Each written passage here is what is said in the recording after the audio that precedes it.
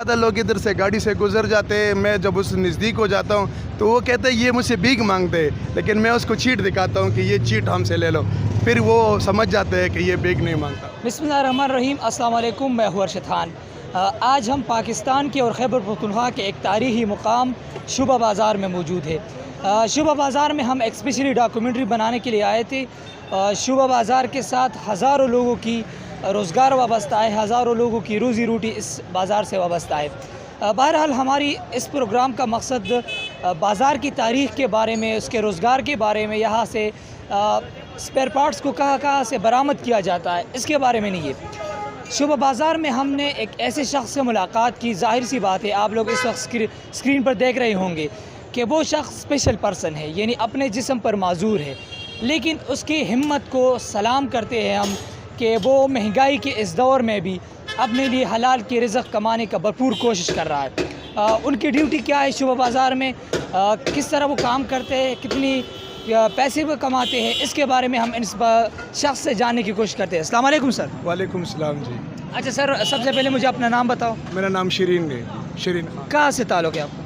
मेरा इधर नोतिया से ताल्लुक़ है, सदर से। अच्छा सर, शुबा बाज़ार में यहाँ पर आप क्या करते हो, हमारे नाज़रीन को ज़रा बताओ। हम इधर का पार्किंग का चिट देते हैं, गाड़ियों का चिट देते हैं सबको। अच्छा, किस टाइम तक ड्यूटी करते हो आप? सुबह 8 बजे से लेकर रात 10 बजे तक। अच्छा, और कितने पैसे मिलते हैं, मजदूरी वगैरह? तकरीबन 800 रुपये मिल जाते हैं। तो इन महंगाई के इस दौर में 800 रुपये कमा कर आप अपने घर के अखराजात पूरे करते हो? नहीं सर, नहीं हो सकता, बिल्कुल नहीं। 1600 रुपये का एक तोड़ा है और तकरीबन कम से कम मेरे घर में 8 लोग हैं, तो इसमें क्या होता है, कुछ भी नहीं हो सकता। अच्छा, अब ये यहाँ पर आप टिकट देते हो, यहाँ पर पार्किंग में काम करते शुबा बाज़ार में, तो इनसे पहले आप क्या करते थे? मैं पहले ये पेंशन लेते थे, कारखानों मार्केट में इधर खैबर बाज़ार में बेचते थे, तो तकरीबन उस वक्त पेट्रोल 80 रुपये, 90, 100 रुपये का था। आजकल 250 रुपये का हो गया, कोई बचत उसमें नहीं था।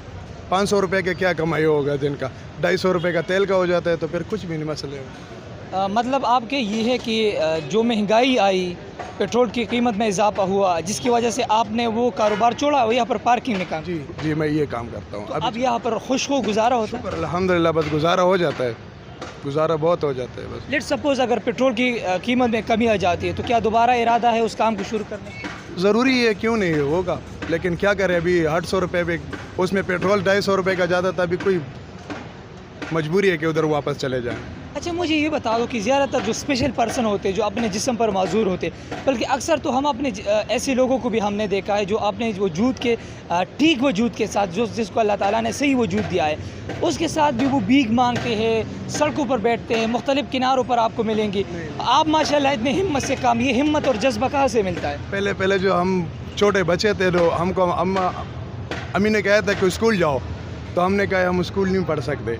तो उसके बाद जो है ना, अम्मी ने हमको कहा कि हमारा अबू नहीं था उस वक़्त, तो मुझे बोल रहा था कि ऐसे करो, ये 100 रुपये ले लो और इस पे मज़दूरी करो, इसमें रात को तो मुझे 200 रुपये दोगे। मैंने कहा चलो ठीक है, मैं शापर बेच देता उस वक़्त। तो उस वक़्त से मैंने ये मेहनत नहीं हारी हुई।